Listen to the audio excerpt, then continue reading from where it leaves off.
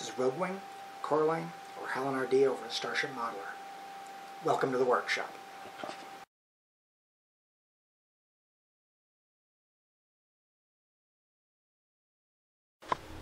Okay, we've got about 2 weeks before the start of the round of group builds over at SMA.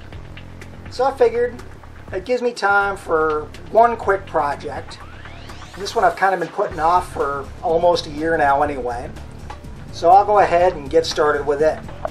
The project starts out with the Moebius Iron Man kit, which we built mostly stock, except for some few noted exceptions.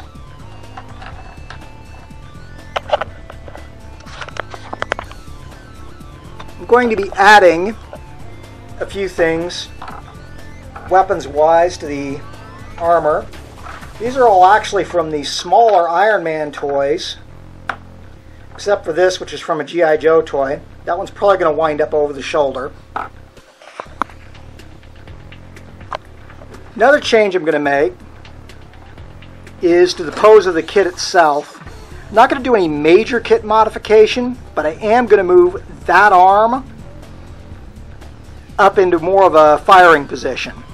I will probably also blank out the arc reactor on his chest and give him a more traditional visor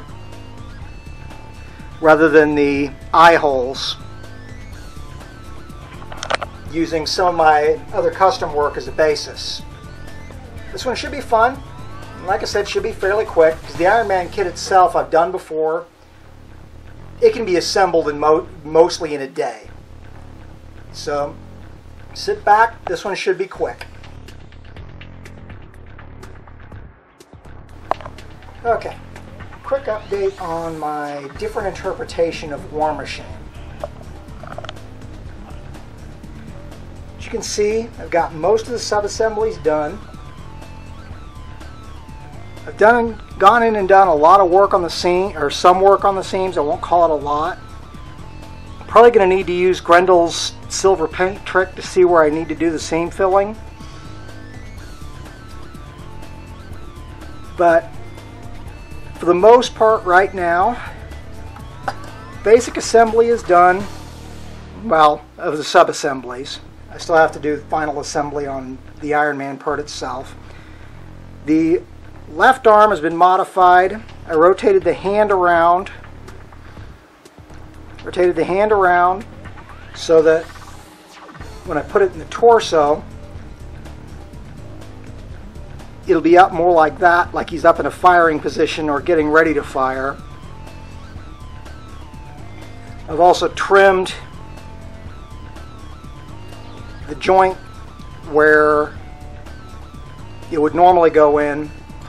Because like this, it's pretty rigid. The only way it's going to go in is like that, regardless of the pins, because this is actually rectangular, not square. So what I've done is I've trimmed this down so it'll fit pretty much however I want it to. I've also started playing around with some of the alternate weapons. This bad boy here, for example, I originally was going to use over the shoulder, but I got looking at it, and attached over the forearm looks a lot better.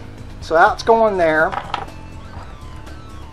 These two little guys are probably going to go on the other arm. I've already trimmed off where they used to fit on the arm for the figures so that I can mount them to the model arm. Haven't figured out just how I'm going to mount this guy over the shoulder yet, but we'll figure that out in a bit.